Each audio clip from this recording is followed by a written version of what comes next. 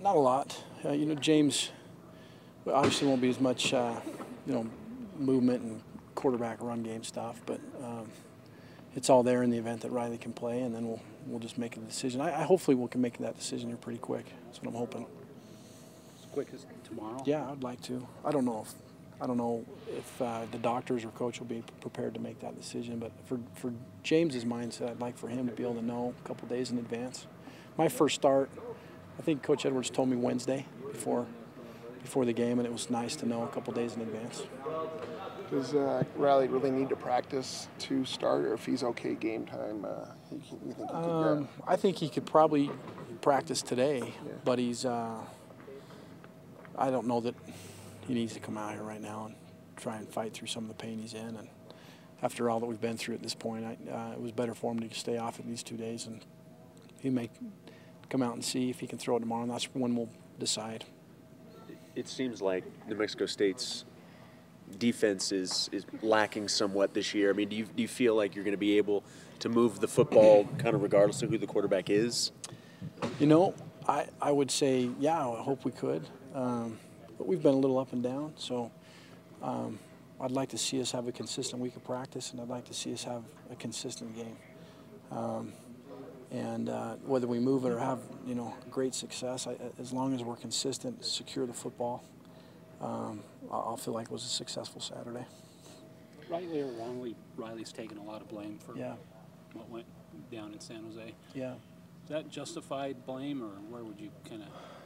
Well, Riley's the quarterback at BYU, and whether it's rightly or not and justified, it's part of the job, and he understands that, and probably more so now than he ever has or ever will be able to recognize the magnitude of that job. And so,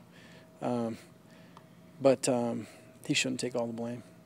No way should he take all the blame for that game. There was a lot of other factors that caused that loss to occur, and it certainly wasn't all because of Riley. You've held the mantle of quarterback here at BYU. You know what the pressures are like. You've been able to be that consoling crutch to try and say, hey, this is kind of what it's like here, And well, it's been a hard year for everybody. It's been a hard year for the coaches, for me, and everybody collectively. So it's been a neat experience to come together with these players, because they could have easily started pointing fingers and lost trust, and I'm sure that can waver and has wavered.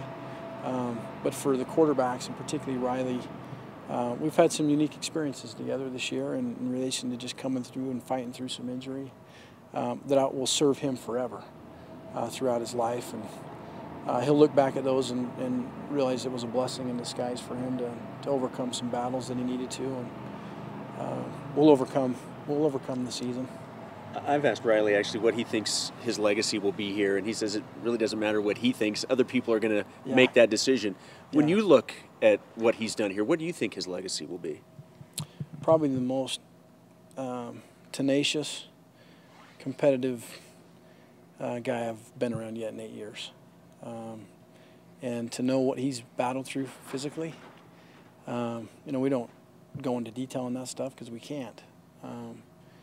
But he was on the sideline right before our 2-minute drive, and with a pretty significant injury, and all of a sudden we got the doctor was sitting there checking it out, and all of a sudden the extra whatever our onside kick happened, and he grabbed his helmet, took off running, and the doctor wasn't even sure quite yet what was wrong, and came running to me and said, "I'm not sure, but he's in a lot of pain." And he went out and fought all the way to the end until someone smacked him right in the place he was hurt, and that's a testament to the young man. I'll say this: when you get knocked down, you have to choose to get up, and he has gotten up every single time. And I've been around some quarterbacks or players or people that don't get up off the ground, and he got up every time. And I'll love him for that forever, for being tenacious that way and never quitting. That's how I'll remember him.